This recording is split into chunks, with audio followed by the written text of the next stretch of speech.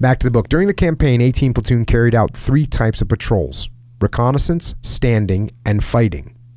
The first 2 were invariably useful because they provided information, if only negative. Fighting patrols, of which I led many, were a different and contentious proposition. Unlike the German and American armies, we had a vigorous policy regarding fighting patrols, particularly at night and when things were static on both sides on the defense. The thinking behind this policy seemed to me, at times, to be superficial and probably left over from the Great War, World War I. If, when detailed for a fighting patrol, young officers queried the wisdom of its given object, there was always the standard reply: "I quite agree with you, but it all helps to dominate no man's land." There is undoubtedly a certain validity of this argument, but was it worth the consequent loss of good young officers and NCOs? I doubt it.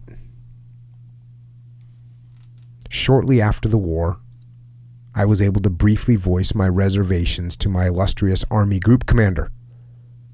That's Montgomery, by the way.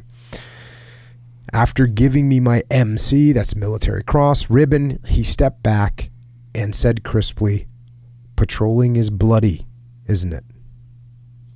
When I stammered that it seemed a bit hard, that it was always the same people chosen for patrols, he replied with a twinkle in his eye, "One day you'll command a battalion and you'll understand the problem."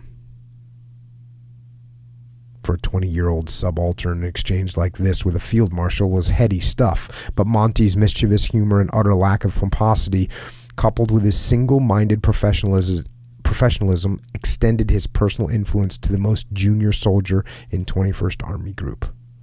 We felt we knew him and that he knew us. Often he did. So that's a great little interaction. You know, he says patrolling is bloody work, isn't it?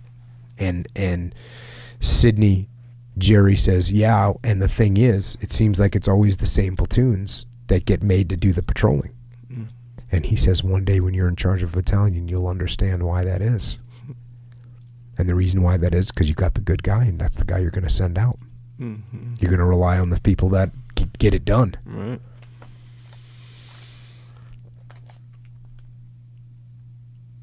This is an interesting. They got another patrol that they're getting ready to have to go out on. And the patrol was to probe between the roads and advance, if possible, as far as the forest. Beyond this, its purpose was indeed vague. Douglas called me and another platoon commander to company HQ and explained it to us. He then suggested we should toss a coin for it. An embarrassing situation arose. I thought that the winner would lead the patrol. The other officer anticipated that the loser would. I lost the toss and got the job. So imagine that. You and me are saying, all right, there's a dangerous patrol we're going to have to do. Let's flip for it. Mm-hmm. I'm thinking heads. If I win, I get to do the patrol. You're thinking if you win, you don't have to do the patrol. Right. Not everyone was quite as fired up, I guess, as Sidney Jary was.